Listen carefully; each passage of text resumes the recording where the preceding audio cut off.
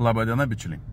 Šiandienos tema – 5 didžiausios klaidos, kurias daro pirkėjai pirkdami automobilį.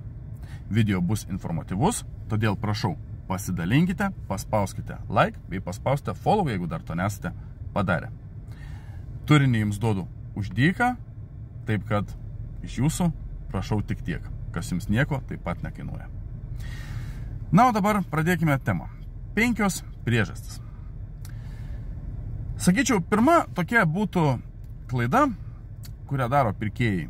Tai aklai pasitikėjimas skelbimu.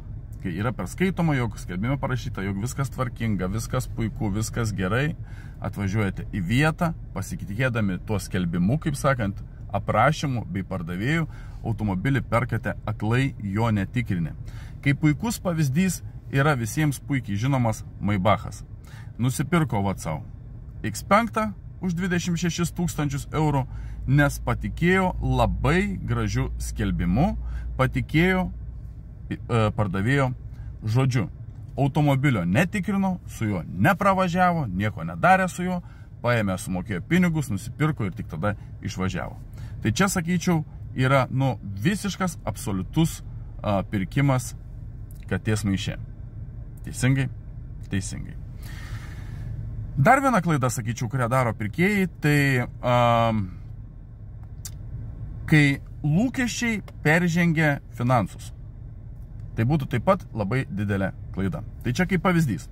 Kai užsikepi BMW, būtinai BMW, ten kaip pavyzdys nuo kokių 12 metų, bet turi tik 6-7 tūkstančius eurų. Nors realiai toks automobilis kainuoja, kaip pavyzdys, 10-11 tūkstančių, jeigu jis yra tvarkingas ir tinkamas toliau naudoti. Taip kad tokie žmonės nuvažiavę ir nusipirkę savo svajonių BMW, bet už turimus 6 ar 7 tūkstančius, tai paskui gailisi, keikia tas mašinas ir taip toliau ir panašiai. Todėl sakyčiau, tai yra taip pat viena iš tų 5 klaidų, kurios yra daromos iš tikrųjų dažnai. Kita klaida – netikrinimas VIN numerio. Tai vėlgi, čia daugiau sakyčiau, šita klaida yra daroma, kai yra perkami automobiliai iš Amerikos. Bičiuliai, jeigu perkat automobilį iš Amerikos, tai dominančio automobilio VIN kodą įveskite į Google, tiesiog į Google patį VIN kodą BIM, ir jūs ką pamatysite? Jūs pamatysite aukcioną iš Amerikos, kur tas automobilis, kaip sakant, stovėjo, už kiek jisai buvo parduotas, kaip jis atrodė daužtas, nedaužtas, ar buvo skendęs, neskendęs, aprašyme, kaip sakant, aukciono bus surašyta. Nepatingėkit to padaryti, nes taip pat pastebėjau ir iš mano, pavyzdžiui, klientų, kas kreipiasi patikrinti kažkokį tai amerikoną, atsiunčia vieną ar kitą skelbimą, aš paklausiu, ar sakau, tikrinotės VIN kodą?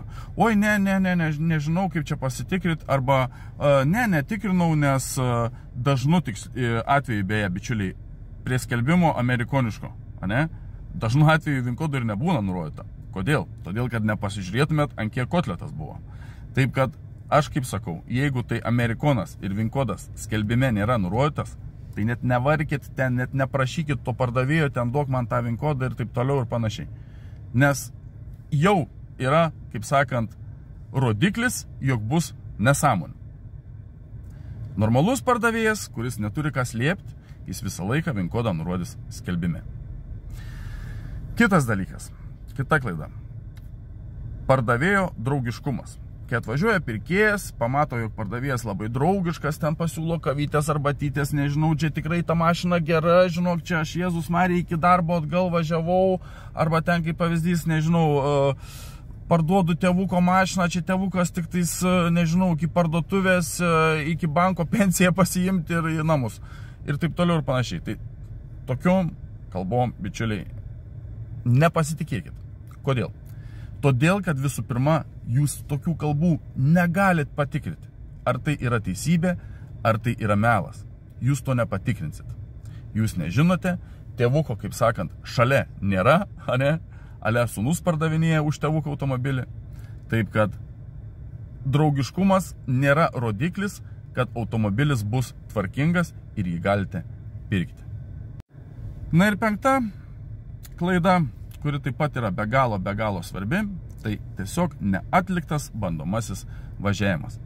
Ne vieną automobilį esu bičiuliai pardavęs ir pats, kai seniau to nusimdavau, žmogus atvažiuoja, pasitikė, ką sakai, net nepravažiuoja su automobiliu, sėda, kaip sakant, po to jau susimokėjęs pinigus ir išvažiuoja.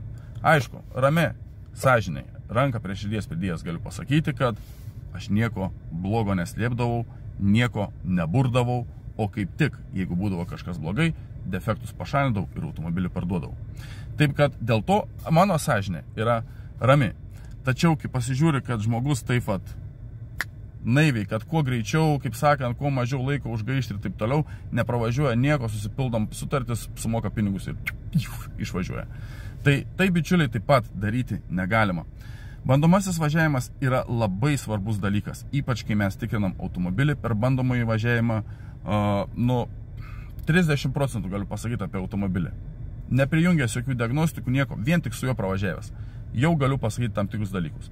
Vėlgi, jeigu neturite tam žinių, tai jeigu ten kažkas ir pabarškės, tai pabarškės, kaip sakant, nelabai ir suprasit, kas ten tai barška, ar ten turi tai būti, ar neturi tai būti. Todėl dar kartą sakau, bičiuliai, perkat automobilį, tikrinkit, nesugebat patys, viskas gerai, nematau čia nieko gėdingo, negalime būti juk visi visų galų meistrai, teisingai. Pasisamdysit specialistą, nuvažiuos, sužiūrės, viską susakys, kaip sakant, sufotografuos, sufilmuos ir neišėję iš namų, matysite kaip ir kas. O jeigu jau neturite išsirinkę automobilio, sunku sekas, ten tą automobilį išsirinkti, nežinote, nuo ko pradėti ir taip toliau, kad automobilį išsirinkti gerą, tai galite kreiptis į mus, užsisakyti automobilio paieškos paslaugą ir automobilį surasime už jūs. Tiek žinių būtų, bičiuliai, tam kartui.